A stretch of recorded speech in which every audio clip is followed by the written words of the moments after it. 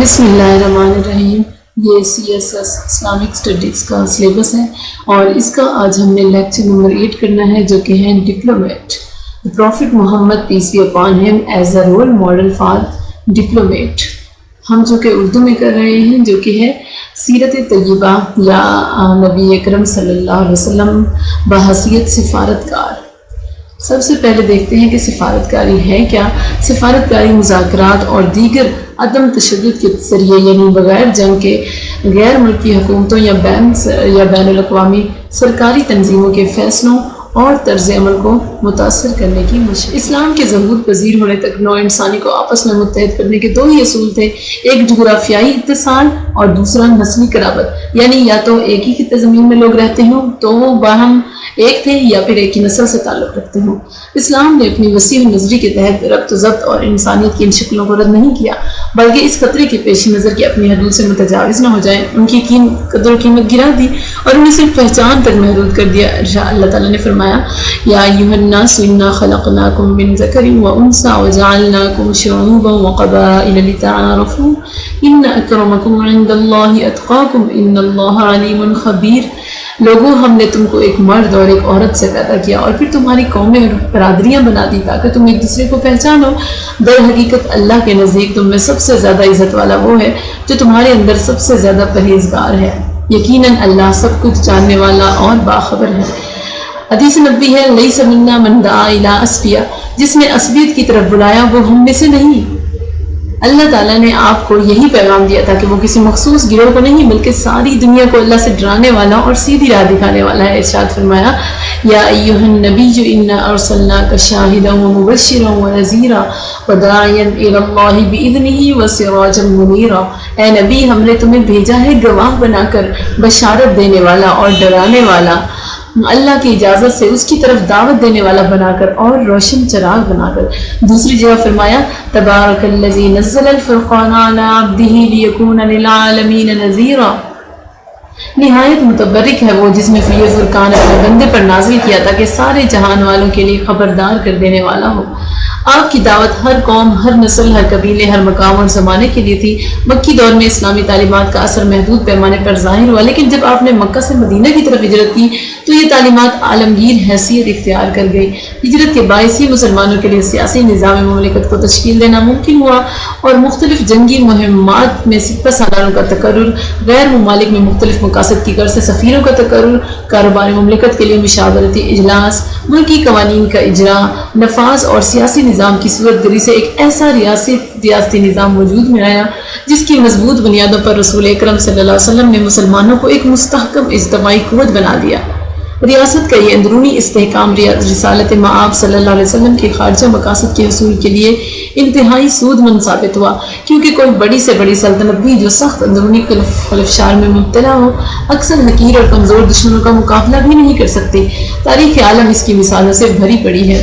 رسول اللہ صلی اللہ علیہ وسلم کی خارجہ پالیسی یعنی سفارتکاری کے اہم اصول یہ تھے۔ پہلا، دعوت توحید۔ رسول اللہ صلی اللہ علیہ وسلم کی خارجہ پالیسی کا اولین اور بنیادی مقصد وہی تھا جس کے لیے اللہ تعالیٰ نے آپ کو مبعوث فرمایا، یعنی دعوت توحید۔ آپ سے پہلے جتنے بھی انبیاء تشریف لائے ان سب نے لوگوں کو یہی دعوت دی تھی کہ اللہ کے سوا کسی کی عبادت نہ کی جائے۔ چنانچہ حضرت یوسف نے جیل میں توحید کی دعوت دی، یا صاحبی السجن ارباب متفرقون خیر ام اللہ الواحد القہار۔ اے زندان کے ساتھیوں، تم خود ہی سوچو کہ بہت سے متفرق رب بہتر ہے یا وہ ایک اللہ جو سب پر غالب ہے۔ حضرت شعیب علیہ السلام اور حضرت ہود علیہ السلام نے اپنی قوم کو ان الفاظ میں دعوت دی، یا قوم اعبدوا اللہ ما لکم من الہ غیرہ۔ اے برادران قوم، اللہ کی بندگی کرو، اس کے سوا تمہارا کوئی معبود نہیں۔ حضرت نوح علیہ السلام مبعوث ہوئے تو یہی پیغام تھا، ان اعبدوا اللہ واتقوہ واطیعون۔ تم کو آگاہ کرتا ہوں کہ اللہ کی بندگی کرو اور اس سے ڈرو اور میری اطاعت کرو۔ رسول اللہ صلی اللہ علیہ وسلم نبی بھی لا الہ الا اللہ، اللہ تعالیٰ کے سوا کوئی معبود نہیں کا یہی پیغام انسانوں تک پہنچایا۔ دعوت توحید کا یہ اصول رسالت مآب صلی اللہ علیہ وسلم کی خارجہ پالیسی میں بھی ہمیشہ اور ہر حالت میں قائم رہا اور اول رہا۔ حج کا موقع ہو یا تجارتی میلوں کی رونق، جنگ کا پڑاؤ ہو یا غیر ملکی وفود کی آمد، ہر موقع پر اس دعوت حق کو لوگوں تک پہنچانا آپ کا مقصود اول رہا۔ اسی اصول کی بنا پر آپ کو اہل کتاب کو بلانے کا حکم دیا گیا۔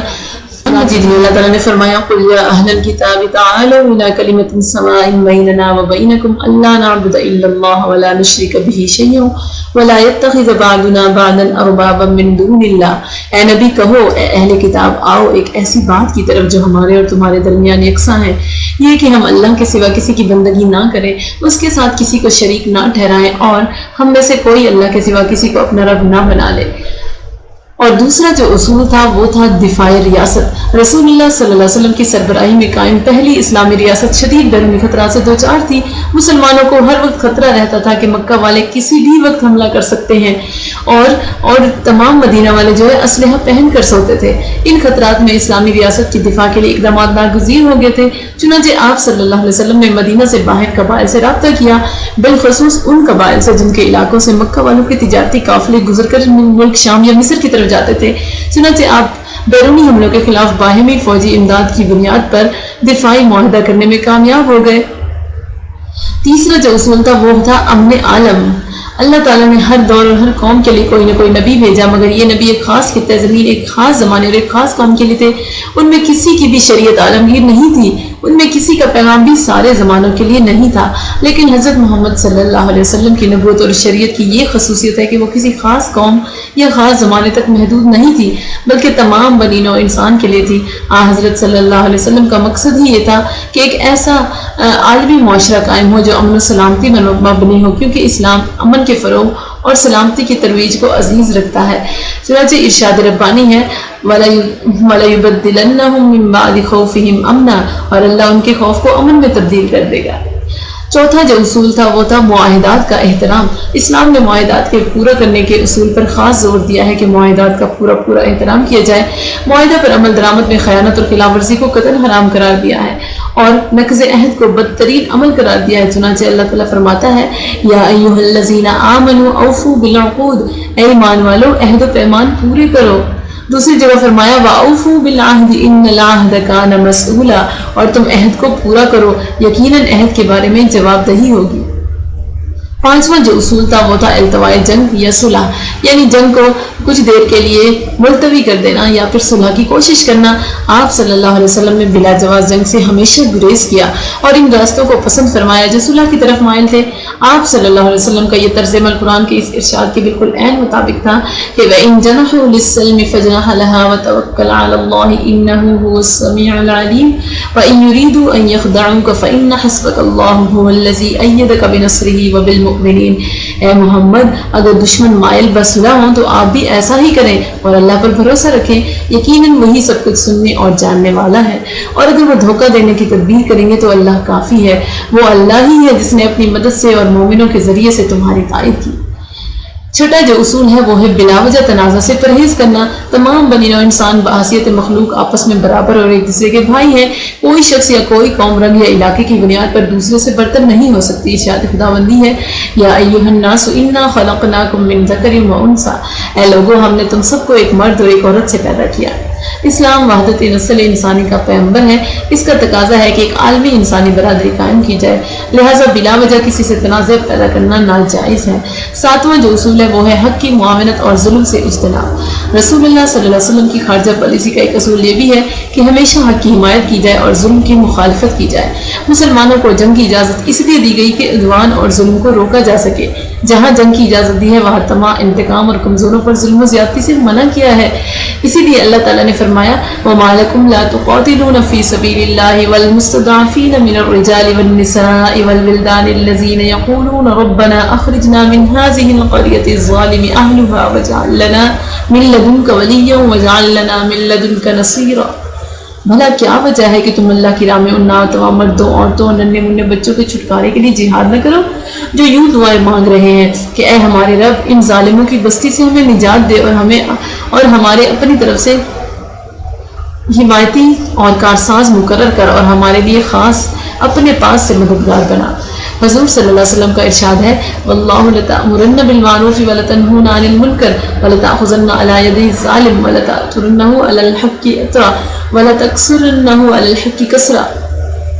واللہ تمہیں ضرور نیکی کا حکم دینا ہوگا، برائی سے روکنا ہوگا، ظالم کے ہاتھ پکڑنے ہوں گے اور اسے حق کی طرف موڑ دینا اور حق پر مجبور کرنا ہوگا۔ آٹھواں اصول ہے اندرونی استحکام. کوئی بڑی سے بڑی سلطنت بھی ہو سخت اندرونی خلفشار میں مبتلا ہو کر اکثر قلیل اور کمزور دشمنوں تک کبھی مقابلہ نہیں کر سکتی. تاریخ کے عالم اس کی مثالوں سے بھری پڑی ہے. پہلی اسلامی ریاست اپنے قیام کے وقت یہود و نصارہ اور انصار کے دو گروہوں اوس اور خزرج کی پرانی عداوت کی وجہ سے عدم استحکام کا شکار تھی. دفاع مدینہ کے لیے ضروری تھا کہ ان تمام فرقوں اور گروہوں کو ایک سیاسی وحدت میں فروغ دیا جائے. چنانچہ رسالت مآب صلی اللہ علیہ وسلم نے سب سے پہلے اس کی کوشش کی اور تمام فریقوں کو ایک معاہدے پر متفق کیا. اس معاہدے کا نتیجہ یہ ہوا کہ آپ صلی اللہ علیہ وسلم مدینہ میں معمول زندگی بسر کرنے اور قوت و طاقت اور وسائل عسکری کو فراہم کرنے میں اچھی طرح کامیاب ہو گئے. یہ معاہدہ میثاق مدینہ کے نام سے مشہور ہے. فنون حرب میں ترقی و استفادہ. اگر کسی ملک کے پاس مضبوط فوج نہ ہو تو دشمن کے لیے اس کا شکار کرنا آسان ہوتا ہے. دشمن اس کی قوت اور شان سے خائف نہیں ہوتا. اس کے برعکس مضبوط فوج ہو تو دشمن اس کی سنتا ہے اور اس کا احترام کرتا ہے، بلکہ دشمن سوچ بھی نہیں سکتا کہ اپنے شوق سے کسی کو ظلم و تشدد کا نشانہ بنائے. اللہ فرماتا ہے وَأَعِدُّوا لَهُم مَّا اسْتَطَعْتُم مِّن قُوَّةٍ وَمِن رِّبَاطِ الْخَيْلِ تُرْهِبُونَ بِهِ عَدُوَّ اللَّهِ وَعَدُوَّكُمْ وَآخَرِينَ مِن دُونِهِمْ لا تعلمونهم الله يعلمهم وما تنفقوا من شيء في سبيل الله يوفى إليكم وأنتم لا تظلمون. اور تم ان کے مقابلے کے لیے اپنی طاقت کی تیاری کرو اور گھوڑوں کو تیار رکھنے کی کہ تم اس سے اللہ کے دشمنوں کو خوف زدہ رکھ سکو اور ان کے علاوہ جن کو تم نہیں جانتے. اللہ انہیں خوب جان رہا ہے. جو کچھ اللہ کی راہ میں خرچ کرو گے وہ تمہیں پورا پورا دیا جائے گا اور تمہارا حق نہ مارا جائے گا. جنگ کے سلسلے میں اسلام نے ایک تو قوت و طاقت کا مظاہرہ اور دوسرے رباط کا بندوبست یعنی اسلحہ و سامان پر زور دیا ہے. اللہ تعالیٰ فرماتا ہے وَدَّ الَّذِينَ كَفَرُوا لَوْ تَغْفُلُونَ عَنْ أَسْلِحَتِكُمْ وَأَمْتِعَتِكُمْ فَيَمِيلُونَ عَلَيْكُمْ مَيْلَةً وَاحِدَةً. کافر چاہتے ہیں کہ تم اپنے اسلحے اور سامان سے ذرا غافل ہو تو وہ تم پر ایک ہی دفعہ ٹوٹ پڑے. اسی طرح اسلام اسلحہ سازی کے لیے معاملے حربیہ کا سامان بہم پہنچانے کی بھی ترغیب دیتا ہے اور فولاد و آہن کا بطور خاص اس سلسلے میں ذکر کرتا ہے کہ عسکری اغراض کے لیے اس سے استفادہ کیا جائے. 10واں اصول ہے بین الاقوامی اصولوں کی پاسداری. اسلام کا بین الاقوامی قانون قاصدوں اور سفیروں کو امن دینے کی ضمانت پر مشتمل ہے. انہیں کسی حالت میں کوئی اذیت نہیں پہنچائی جا سکتی. مسلمہ کذاب کے 2 قاصد ابن النواحہ اور ابن اسال جناب رسول اللہ صلی اللہ علیہ وسلم کی خدمت میں حاضر ہوئے. آپ صلی اللہ علیہ وسلم نے ان سے فرمایا کہ کیا تم اس بات کی گواہی دیتے ہو کہ میں اللہ کا رسول ہوں؟ انہوں نے کہا کہ ہم گواہی دیتے ہیں کہ مسلمہ اللہ کا رسول ہے. مسلمہ اللہ کا رسول ہے. آپ صلی اللہ علیہ وسلم نے ارشاد فرمایا کہ اگر میں کسی قاصد کو قتل کرنے والا ہوتا تو تمہیں قتل کر دیتا، لیکن سفیر ہونے کی بنا پر انہیں قتل نہیں کیا گیا. یا 11واں جو اصول ہے وہ ہے سفارتی حکمت عملی. رسول اللہ صلی اللہ علیہ وسلم نے مختلف مواقع پر مختلف صحابہ کرام کو اپنا سفیر بنا کر بھیجا. حضرت جعفر اور ان کے ساتھی جب حبشہ کی طرف ہجرت کر کے گئے تو حضرت جعفر نے ایک سفارتی نمائندے کے طور پر درباری نجاشی میں تقریر کی جس کا خلاصہ یہ ہے کہ اے بادشاہ، ہم جاہلیت میں تھے، بتوں کی عبادت کرتے تھے، مردار کھاتے تھے، بے حیائی کے کام کرتے تھے، ہم میں سے طاقتور ضعیف کو کھا جاتا تھا. ہم اس حالت میں تھے کہ اللہ نے اپنے رسول کو بھیجا. ہم اس کے حسب نسب سچائی امانت اور دیانت کو جانتے تھے. اس نے ہمیں سچائی کا حکم دیا. پھر اسامہ نجاشی مسلمان ہو گیا. رسول اللہ صلی اللہ علیہ وسلم کی سفارتی حکمت عملی 2 حصوں یعنی مکاتیب اور معاہدات پر مشتمل تھی. پہلی مکاتیب نبوی کیا ہے؟ مختلف بادشاہوں کی طرف آپ صلی اللہ علیہ وسلم نے اپنے صحابہ کرام کو دعوتی خطوط دے کر بھیجا جن کی ہر لفظ سے حکمت جھلکتی ہے اور آپ صلی اللہ علیہ وسلم کی خارجی حکمت عملی واضح ہوتی ہے. شاہ حبش کی طرف خط. حضرت عمر بن امیہ زمری کو شاہ حبش نجاشی اسہمہ کے پاس بھیجا. انہوں نے آپ صلی اللہ علیہ وسلم کا یہ مکتوب ان تک پہنچایا. یہ مکتوب کیا تھا؟ یہ خط اللہ کے رسول محمد صلی اللہ علیہ وسلم کی طرف سے نجاشی اسہمہ بادشاہ حبش کے نام ہے. تجھ پر سلامتی ہو. میں پہلے اللہ کی تعریف کرتا ہوں جو ملک قدوس سلام مومن اور مہیمن ہے، اور میں ظاہر کرتا ہوں کہ عیسیٰ ابن مریم اللہ کی مخلوق اور اس کا حکم ہے جو مریم بطول عفیفہ کی طرف بھیجا گیا اور انہیں عیسیٰ کا حمل ٹھہرایا گیا. اللہ نے عیسیٰ کو روح اور نفع سے اس طرح پیدا کیا ہے جیسا کہ آدم کو اپنے ہاتھ سے اور نفع سے پیدا کیا گیا تھا. اب میری دعوت یہ ہے کہ تو خدا پر جو اکیلا اور بلا شرکت غیر ہے ایمان لیا اور ہمیشہ اس کی فرما برداری میں رہا کر اور اتباع کر اور میری تعلیم کو سچے دل سے اقرار کر کیونکہ میں اللہ کا رسول ہوں. میں اس سے پہلے اپنے چچا زاد بھائی جعفر کو مسلمانوں کی ایک جماعت کے ساتھ بھیج چکا ہوں. تم اسے آرام سے ٹھہرانا. نجاشی تم تکبر چھوڑ دو کیونکہ میں تمہیں اور تمہارے دربار کو اللہ کی طرف بلاتا ہوں. دیکھو میں نے اللہ کا حکم پہنچا دیا اور تمہیں بخوبی سمجھا دیا. اب مناسب ہے کہ میری نصیحت مان لو. سلام اس پر جو سیدھی راہ پر گامزن ہے. اسامہ چونکہ مسلمان ہو گیا تھا اسی لیے رسول اللہ صلی اللہ علیہ وسلم نے اس کی وفات پر اس کا غائبانہ جنازہ مدینہ منورہ میں پڑھایا. دوسرا جو آپ کا مکتوب تھا وہ شاہ بحرین کی طرف خط تھا. حضرت علاء الحضرمی کو بحرین کی طرف بحرین کے بادشاہ کی طرف سفیر بنا کر بھیجا اور ان کو آپ کا مکتوب پہنچایا. بحرین فارس کی اہمیت کا حامل خطہ تھا. وہاں عربوں کی بھی ایک کثیر آبادی تھی. آپ کا مکتوب بادشاہ کو ملا تو اس نے اسلام قبول کیا. بادشاہ کے ساتھ اس کی رعایا کے بیشتر حصے نے بھی اسلام قبول کیا. یہ صورتحال منظر بن ساممی نے ان الفاظ میں آپ کو لکھی کہ بعض لوگوں نے تو اسلام کو پسند کیا ہے اور بعض نے کراہت کا اظہار کیا ہے. بحرین میں یہودی اور مجوسی بھی آباد ہیں. ان کے متعلق حکم فرمائے. آپ صلی اللہ علیہ وسلم نے اس پر تحریر فرمایا کہ اما بعد اگر تم نماز قائم رکھو گے اور زکوٰۃ ادا کرتے رہو گے اور اللہ اور اس کے رسول کے ساتھ خلوص رکھو گے اور کھجوروں پر عشر اور اناج پر نصف عشر دیتے رہو گے اور اپنی اولاد کو مجوسی نہ بناؤ گے تو وہ سب کچھ تو تمہارے ہی پاس رہے گا جو اسلام قبول کرنے کے وقت تمہاری ملکیت میں تھا. لیکن اللہ اور اس کے رسول کا حق آتش کدہ پر ہوگا. اگر تم اس سے انکار کرو گے تو تم پر جزیہ دینا فرض ہوگا. انہی مکتوبات کی بنا پر حضرت علاء الحضرمی نے زکوٰۃ و جزیہ کی تقریباً 80,000 رقم مدینہ بھیجی. کیسر روم ہرکل کی طرف بھی ایک مکتوب بھیجا. حضرت وحی بن خلیفہ کلبی کو مکتوب کے ساتھ کیسر روم کی طرف بھیجا. ان دنوں کیسر حمص میں مقیم تھا جہاں سے اس نے فارس کو شکست دینے کی خوشی میں نظر اتارنے کے لیے بیت المقدس برہنہ پا جانا تھا. لیکن پھر بھی اس شان سے آیا تھا کہ جہاں چلتا تھا زمین پر مخملی فرش اور فرش پر پھول بچھائے جاتے تھے. آپ کا مکتوب درج ذیل عبارت پر مشتمل تھا کہ یہ خط اللہ کے بندے اور اس کے رسول کی طرف سے بادشاہ روم کی طرف ہے. اس شخص پر سلام ہو جو ہدایت کی اطاعت کرے. اس کے بعد واضح ہو کہ میں تم کو اسلام کی دعوت دیتا ہوں. اسلام قبول کرو گے تو بچ جاؤ گے اور تمہیں دوہرا ثواب ملے گا اور اگر تم منہ پھیرو گے تو تمام ریت کا گناہ تم پر ہوگا. اور اے اہل کتاب ایک ایسی بات مان لو جو ہمارے اور تمہارے درمیان مشترک ہے یعنی یہ کہ ہم سب خدا کے سوا کسی کی پرستش نہ کریں اور اس کے ساتھ کسی کو شریک نہ بنائیں اور نہ ہم میں سے کوئی کسی کو سوائے خدا کے پروردگار بنائے. بس اگر اہل کتاب اس سے اعراض کریں تو تم کہہ دینا کہ اس بات کے گواہ رہو کہ ہم اللہ کی اطاعت کرنے والے ہیں. یہ خط کیسر کو ملا تو اس نے مکہ سے آئے ہوئے تجارتی وفد سے رسول اللہ صلی اللہ علیہ وسلم کے بارے میں استفسار کیا.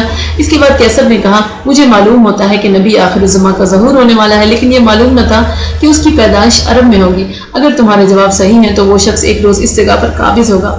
کاش میں اس تک پہنچ سکتا تو اس کے پاؤں ہوتا.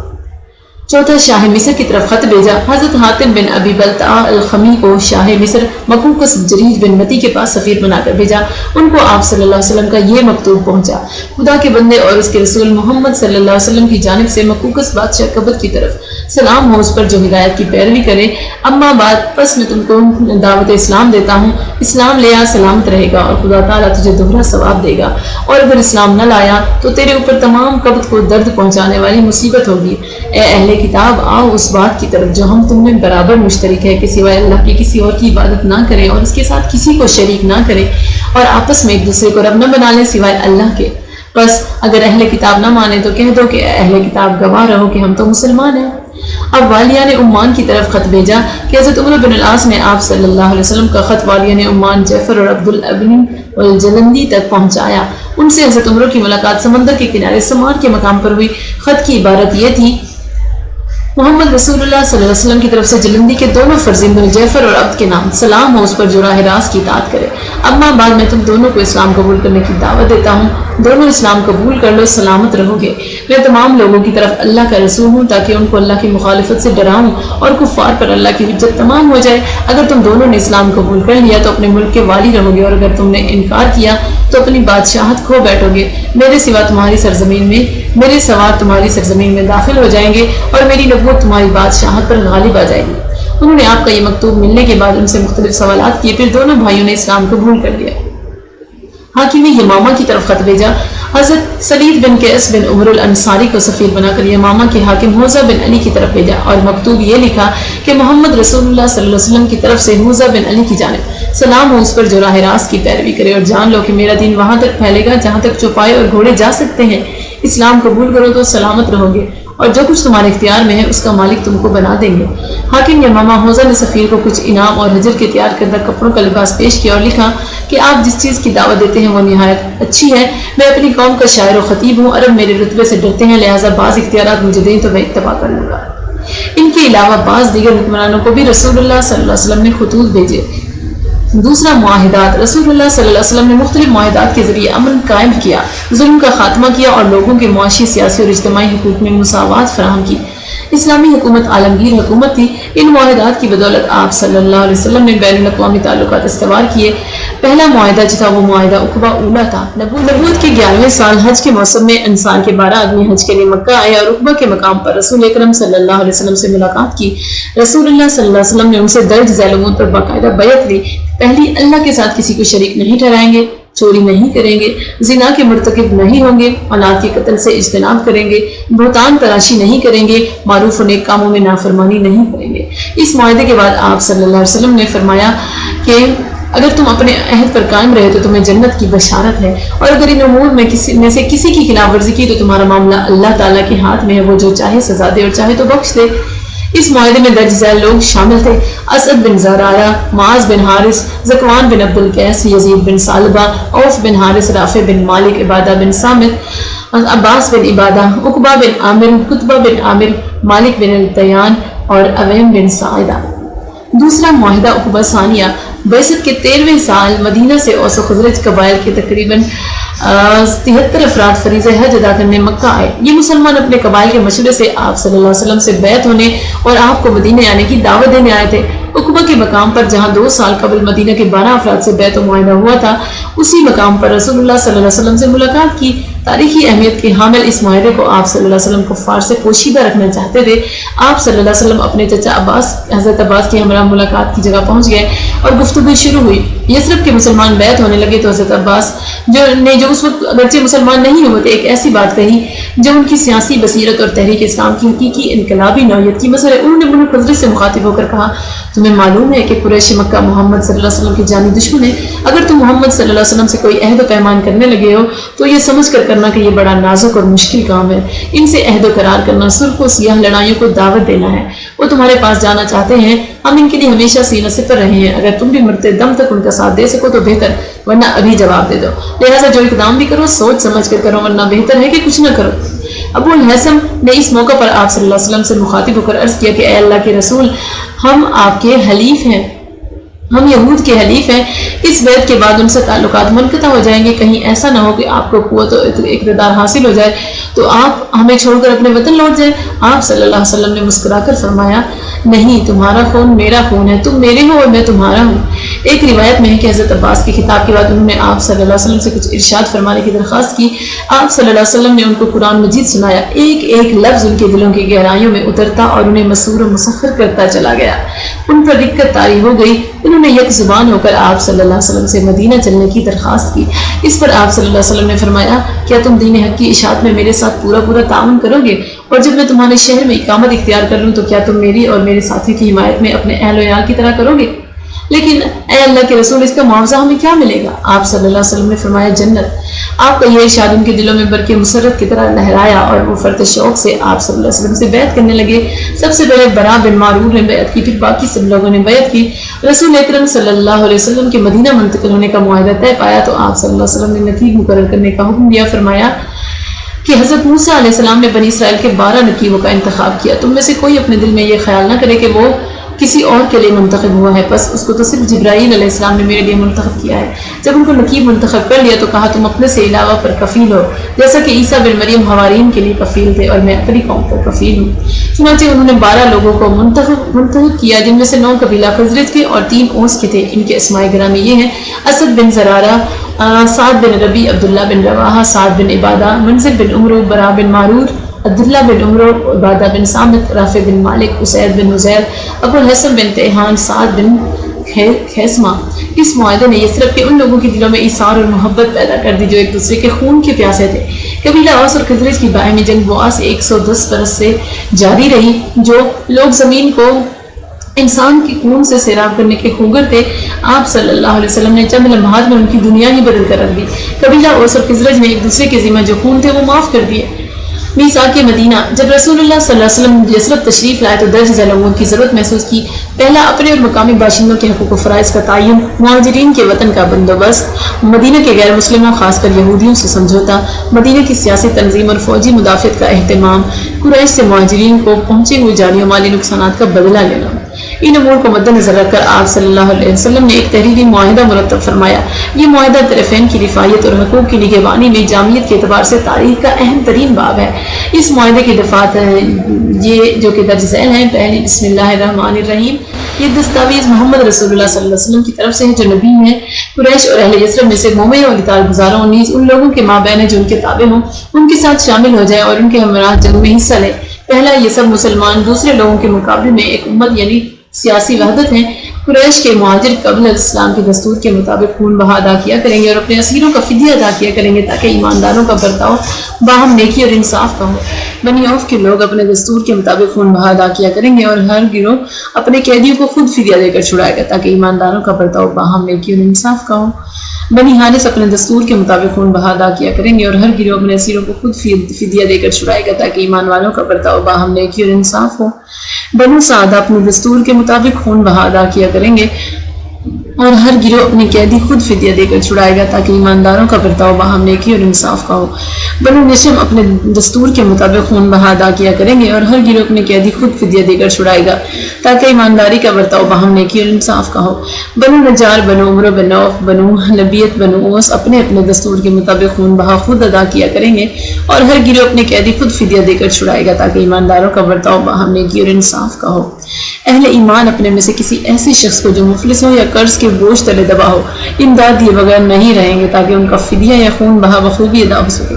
کوئی مومن کسی دوسرے مومن کی اجازت کے بغیر اس کے مولا یعنی معاہداتی بھائی سے معاہدہ نہیں کرے گا۔ متقی مومن ہر اس شخص کی مخالفت پر تیار اور متحد رہیں گے جو سرکشی اختیار کرے گا، ظلم، گناہ یا زیادتی کا مرتکب ہو یا ایماندار لوگوں میں فساد پھیلائے۔ ایسے شخص کی مخالفت میں اہل ایمان کے ہاتھ ایک ساتھ اٹھیں گے اگرچہ وہ ان میں سے کسی کا بیٹا ہی کیوں نہ ہو۔ کوئی ایماندار کسی ایماندار کو کافر کے بدلے قتل نہیں کرے گا اور نہ کسی ایمان والے کے خلاف کسی کافر کو مدد دے گا۔ اللہ تعالیٰ کا عہد و ذمہ ایک ہی ہے۔ اہل ایمان میں سے کوئی معمولی سا فرد بھی کسی شخص کو پناہ دے کر سب پر پابندی عائد کر سکے گا۔ ایمان والے دوسروں کے مقابلے میں باہم بھائی بھائی ہیں۔ یہودیوں میں سے جو ہماری اتباع کرے گا اسے امداد و مساوات حاصل ہوگی، نہ ان پر ظلم ہوگا اور نہ ان کے خلاف کسی کو مدد دی جائے گی۔ اہل ایمان کی صلح ایک ہی ہوگی۔ اللہ کی راہ میں جنگ ہوئی تو کوئی ایمان والا دوسرے ایمان والے کو چھوڑ کر دشمن سے صلح نہیں کرے گا جب تک یہ صلح سب ایمان والوں کے لیے برابر اور یکساں نہ ہو۔ ان تمام گروہوں کو جو ہمارے ساتھ ہو کر جنگ کریں گے نوبت بنوبت آرام کا موقع دیا جائے گا۔ ایمان والوں کو اللہ کی راہ میں جو جانی نقصان اٹھانا پڑے اس کا بدلہ وہ مل کر لیں گے۔ بلا شبہ متقی مومن سب سے اچھے اور سب سے سیدھے راستے پر ہے۔ کوئی مشرک جو اس معاہدے میں شریک ہے قریش کے مال اور جان کو پناہ نہ دے گا اور نہ اس سلسلے میں کسی مومن کے آڑے آئے گا۔ جو شخص کسی مومن کو ناحق قتل کرے گا اور اس کا ثبوت مہیا ہو تو اسے قصاص کیا جائے گا، سوائے اس صورت کے کہ مقتول کا والی خون بہا پر راضی ہو جائے اور تمام ایمان والے اس کی تعمیل کے لیے اٹھیں گے، اور اس کے سوا ان کی کوئی صورت جائز نہیں ہوگی۔ کسی ایمان والے کے لیے جو اس دستاویز کے مندرجات کا اقرار کر چکا اور خدا اور یوم آخرت پر ایمان لا چکا ہو، یہ جائز نہیں ہوگا کہ وہ کوئی نئی بات نکالنے والی فتنہ انگیز کی مدد کرے یا پناہ دے، اور جو اس کی حمایت کرے گا یا پناہ دے گا تو قیامت کے دن اللہ کی لعنت اور غضب کا مستوجب ہوگا اور اس سے کوئی فدیہ یا معاوضہ قبول نہیں کیا جائے گا۔ جب اس عہد نامے کے پابند لوگوں کا آپس میں کسی معاملے میں اختلاف پیدا ہو جائے گا تو اللہ اور محمد صلی اللہ علیہ وسلم کی طرف رجوع کیا جائے گا۔ یہودی جب تک مومنوں کے ساتھ مل کر جنگ کرتے رہیں گے اپنے مصارف بھی خود ہی برداشت کرتے رہیں گے۔ بنی عوف کے یہودی مومنوں کے ساتھ ایک سیاسی وحدت تسلیم کی جاتے ہیں۔ یہودی اپنے دین پر رہیں اور مسلمان اپنے دین پر خواہ موالی ہو یا اصل۔ البتہ جو لوگ ظلم اور عہد چکنی کے مرتکب ہوں گے وہ اپنی ذات یا گھرانے کے سوا کسی کو ہلاکت و فساد میں نہیں ڈالیں گے۔ بنو نجار کے یہودیوں کے بھی وہی حقوق ہوں گے جو بنی عوف کے یہودیوں کے ہیں۔ بنو حارث کے یہودیوں کے بھی وہی حقوق ہوں گے جو بنی عوف کے یہودیوں کے ہیں۔ بنو سعدہ کے یہودیوں کے بھی وہی حقوق ہوں گے جو بنی عوف کے یہودیوں کے ہیں۔ بنو جشم کے یہودیوں کے بھی وہی حقوق ہوں گے جو بنی عوف کے یہودیوں کے ہیں۔ بنو اوس کے یہودیوں کے بھی وہی حقوق ہوں گے جو بنی عوف کے یہودیوں کے ہیں۔ بنو سالبہ کے یہودیوں کے بھی وہی حقوق ہوں گے جو بنی عوف کے یہودیوں کے ہیں، البتہ جو ظلم یا جرم کا ارتکاب کرے گا وہ اپنی ذات یا گھرانے کے سوا کسی کو مصیبت میں نہیں ڈالے گا۔ جفنا بنو سالبہ کی شاخ ہیں، لہٰذا یہود بنی جفنا کی بھی وہی حقوق ہوں گے جو یہود بنو سالبہ کے ہیں۔ بنی شیتبیہ کے حقوق بھی وہی ہوں گے جو یہود بنی عوف کے ہیں، وفا شواری ہو نہ کہ عہد شکنی۔ بنی سالبہ کے موالی کے حقوق بھی وہی ہوں گے جو اصل کے ہیں۔ یہودیوں کے قبائل کی ذیلی شاخوں کو بھی وہی حقوق حاصل ہوں گے جو اصل کے ہیں۔ کوئی بھی محمد صلی اللہ علیہ وسلم کی اجازت کے بغیر جنگ کے لیے نہ نکلے، زخم کو بدلہ لینے میں کوئی رکاوٹ نہیں ڈالی جائے گی۔ جو شخص خون ریزی کرے گا تو اس کی ذمہ داری اس پر اور اس کے گھرانے پر ہوگی بجز اس شخص کے جس پر ظلم کیا گیا اور خدا اس کے ساتھ ہے۔ یہود اپنے خرچ کے ذمہ دار ہوں گے اور مسلمان اپنے خرچ کے ذمہ دار ہوں گے۔ اس معاہدے کے شرکاء کے خلاف جو بھی جنگ کرے گا تو وہ ایک دوسرے کی مدد کریں گے اور ایک دوسرے کی خیر خواہی پر پابند پابند رہیں گے اور باہم مشورہ کریں گے. ان کا شیوا وفاداری ہوگا نہ کہ عہد شکنی. کسی شخص کو حلیف کی بدعملی کا ذمہ دار نہیں ٹھہرایا جائے گا اور مظلوم کو ہر حال میں مدد دی جائے گی. یہود جب تک ایمان والوں کے ساتھ ہو کر جنگ کرتے رہیں گے اپنے مصالح جنگ خود ادا کریں گے. یثرب کا میدان اس عہد نامے کے شرکاء کے لیے مقدس و محترم ہوگا. پناہ گزین کے ساتھ وہی برتاؤ ہوگا جو پناہ دہندہ کے ساتھ ہو رہا، نہ اسے نقصان پہنچایا جائے گا اور نہ وہ خود عہد شکنی کرے گا. کسی عورت کو اس کے کنبے والوں کی اجازت کے بغیر پناہ نہیں دی جائے گی. اس معاہدے کے شرکاء کے درمیان کوئی نئی بات، معاملہ یا جھگڑا پیدا ہو جائے جس سے فساد کا اندیشہ ہو تو اسے اللہ تعالیٰ اور محمد صلی اللہ علیہ وسلم کی طرف لوٹایا جائے گا. اس عہد نامے میں جو کچھ درج ہے اللہ تعالیٰ کو پسند ہے کہ اس کی پابندی زیادہ سے زیادہ احتیاط اور وفا شعوری سے کی جائے. نہ قریش کو پناہ دی جائے گی اور نہ اس شخص کو جو ان کا معاون ہو. اگر کوئی یثرب پر حملہ آور ہو تو ان معاہد فریقوں یعنی یہودیوں اور مسلمانوں پر ایک دوسرے کی مدد کرنا لازم ہوگی. اگر ان کو کسی صلح میں مدعو کیا جائے تو وہ بھی صلح کریں گے اور اس میں شریک رہیں گے. اسی طرح جب وہ کسی کو صلح کے لیے بلائیں گے تو اسے قبول کریں گے اور مسلمانوں پر بھی قبول کرنا لازم ہوگا سوائے اس صورت کے کہ جنگ دین کے لیے ہو. ہر شخص کا یا گروہ کے حصے میں اسی رخ کی مدافعت آئے گی جو اس کے مقابل ہو اور اس کی یہودیوں کے خواہ موالی ہو یا اصل وہی حقوق حاصل ہوں گے جو اس معاہدے کے قبول کرنے والوں کو حاصل ہیں. اس عہد نامے کے حکم و خطا کار داخل نہیں اس عہد نامے کے حکم میں ظالم و خطا کار داخل نہیں ہے. جو جنگ کے لیے نکلے وہ بھی اور جو گھر میں بیٹھا رہے وہ بھی اس کا حقدار ہوگا. صرف وہ لوگ مستثنیٰ ہیں جو ظلم و جرم کے مرتکب ہوں گے. اللہ اس کا حامی و نگہبان ہے جو عہد و قرار میں وفا شعار اور پرہیزگار ہو اور اللہ کے رسول صلی اللہ علیہ وسلم بھی اس کے حامی ہیں. چوتھا معاہدہ جہینہ. جب رسول اللہ صلی اللہ علیہ وسلم مدینہ تشریف لائے تو قبیلہ جہینہ کا ایک وفد رسول اللہ صلی اللہ علیہ وسلم کی خدمت میں حاضر ہوا اور ایک دوسرے کے علاقے میں سے گزرنے اور آمد و رفت کے معاہدے کی درخواست کی کیونکہ یہ قبیلہ مدینہ سے 3 منزل کے فاصلے پر آباد تھا. رسول اللہ صلی اللہ علیہ وسلم نے ان کی درخواست قبول کی اور درج ذیل امور پر معاہدہ ہوا. ان لوگوں کو ان کے جان و مال میں امان ہے. جو شخص ان پر ظلم کرے یا ان سے جنگ کرے یا ان کے خلاف ان کی مدد کی جائے گی سوائے اس کے کہ وہ ظلم و جنگ دین یا اہل و عیال کے بارے میں ہو. ان کے خانہ بدوشوں میں سے جو نیکوکار اور پرہیزگار ہوگا اس کے وہی حقوق ہوں گے جو ان کی شہریت ہیں اور اللہ ہی سے مدد چاہی جاتی ہے. معاہدہ ابوا.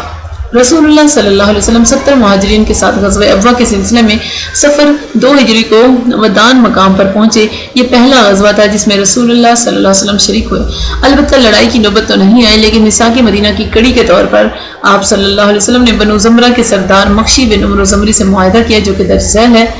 یہ بنو زمرہ کے لیے محمد رسول اللہ صلی اللہ علیہ وسلم کی تحریر ہے. یہ لوگ اپنے جان اور مال کے بارے میں معمول رہیں گے اور جو ان پر یورش کرے گا ان کے خلاف ان کی مدد کی جائے گی الا یہ کہ خود اللہ کے دین کے خلاف جنگ کریں. یہ معاہدہ اس وقت تک کے لیے جب تک سمندر ان کو ترک کرے یعنی ہمیشہ کے لیے ہے اور جب نبی صلی اللہ علیہ وسلم اپنی مدد کے لیے انہیں آواز دیں گے تو انہیں آنا ہوگا.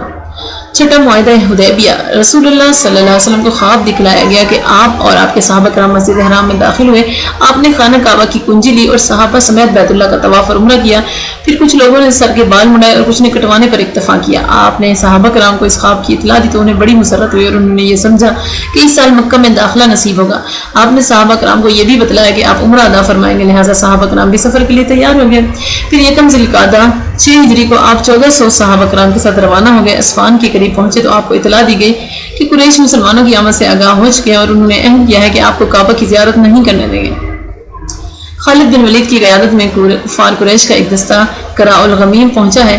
اس اطلاع پر آپ نے راستہ تبدیل کر کے سنیت المرا کی راہ اختیار کی اور حدیبیہ نامی کنویں کے قریب قرب و جوار میں فروکش ہو گئے. یہاں سے سفارتی سرگرمیاں شروع ہو گئی.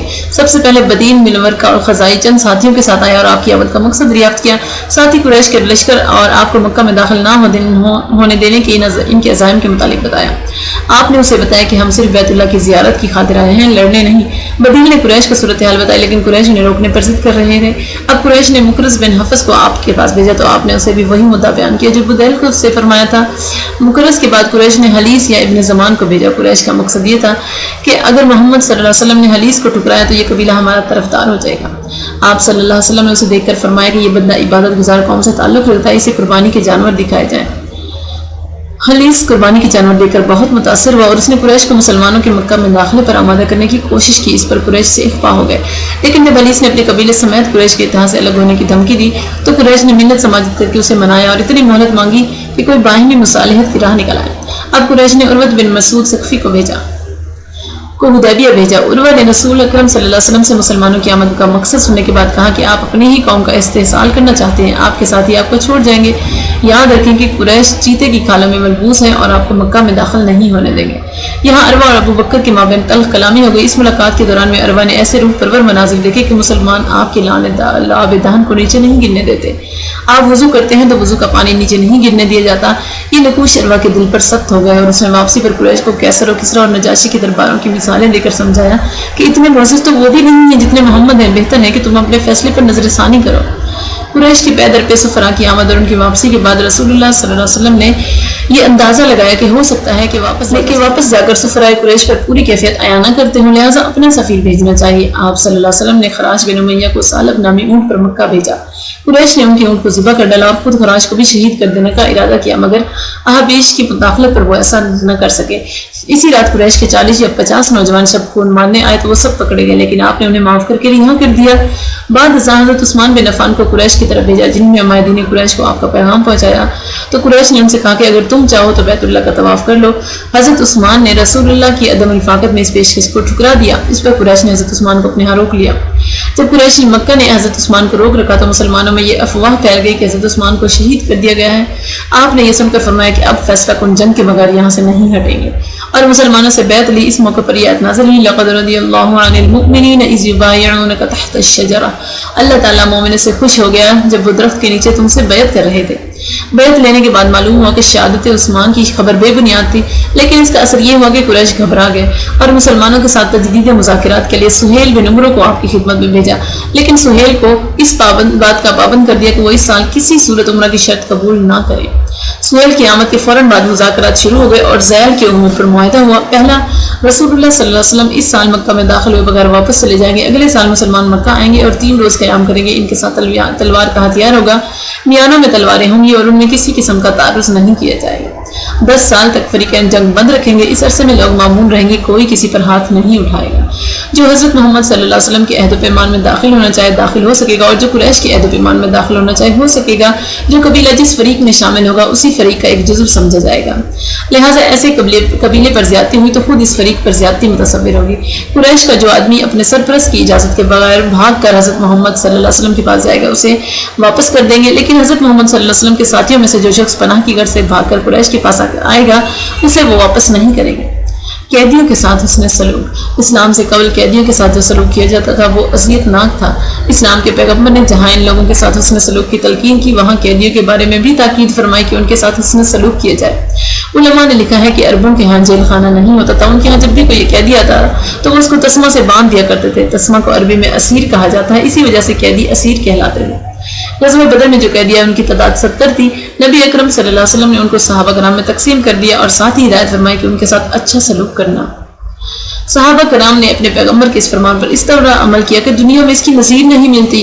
خود بھوکے رہتے لیکن ان قیدیوں کو کھلاتے۔ چنانچہ مصعب بن عمیر کے بھائی قید ہو کر آئے، جن انصار کے ہاں وہ قید تھے وہ بیچارے نہایت تنگ دست تھے۔ قیدی کا بیان ہے کہ جب وہ کھانا لاتے تو روٹی میرے سامنے رکھ دیتے اور خود کھجوریں اٹھا لیتے تھے۔ مجھے یہ دیکھ کر ندامت ہوتی، چنانچہ روٹی ان کے ہاتھ میں دے دیتا، لیکن وہ روٹی مجھے کو واپس کر دیتے۔ ابو برہ عمر الجمع مشہور شاعر تھا، وہ اکثر سرکار دو عالم کے ہجوم میں شعر کہا کرتا تھا۔ وہ بھی غزوہ بدر میں قیدی ہو کر آیا۔ جب اس سے فدیہ کا مطالبہ کیا گیا تو کہنے لگا کہ میں تو تہی دست ہوں، 5 لڑکیوں کا خرچ میرے ذمہ ہے، لہٰذا آپ مجھے بغیر فدیہ کے رہا کر دیں۔ سرکار دو عالم صلی اللہ علیہ وسلم نے اس کا عذر قبول فرماتے ہوئے بلا فدیہ رہا کر دیا۔ وہ آپ کے اخلاق حسنہ سے متاثر ہوا اور مکہ میں جا کر آپ کی تعریف میں اشعار اور قصیدے کہے۔ سیدنا عباس کو قید کی حالت میں مسجد میں رکھا، وہ تسمہ جس سے بندھے ہوئے تھے وہ سخت کسا ہوا تھا۔ اس تکلیف کی وجہ سے کراہ رہے تھے کہ آپ کے گوشت مبارک میں ان کے کراہنے کی آواز پہنچ گئی۔ پیغمبر صلی اللہ علیہ وسلم کی آنکھوں سے نیند جاتی رہی، سخت پریشان اور بے چین تھے۔ جب صحابہ کرام کو اس بات کا احساس ہوا تو سیدنا عباس کا تسمہ ڈھیلا کر دیا تو رسول اللہ صلی اللہ علیہ وسلم نے دوسرے امیروں کے تسمے بھی ڈھیلے کروا دیے۔ ذمیوں کے حقوق۔ رسول اللہ صلی اللہ علیہ وسلم کے دور اور بعد میں ذمیوں کے حقوق کا پوری طرح تحفظ کیا جاتا تھا۔ ایک مرتبہ ایک مسلمان نے ایک ذمی کو قتل کر دیا تو رسول اللہ صلی اللہ علیہ وسلم نے قاتل کے قتل کا حکم دیا اور فرمایا میں ذمی سے زیادہ اس کے ذمے کا حقدار ہوں۔ ان کے حقوق کے متعلق فرمایا کہ جو معاہدہ غیر مسلم ذمی کو قتل کرے گا وہ جنت کی خوشبو نہ پائے گا، حالانکہ اس کی خوشبو 40 سال تک کی مسافت تک پہنچتی رہے گی۔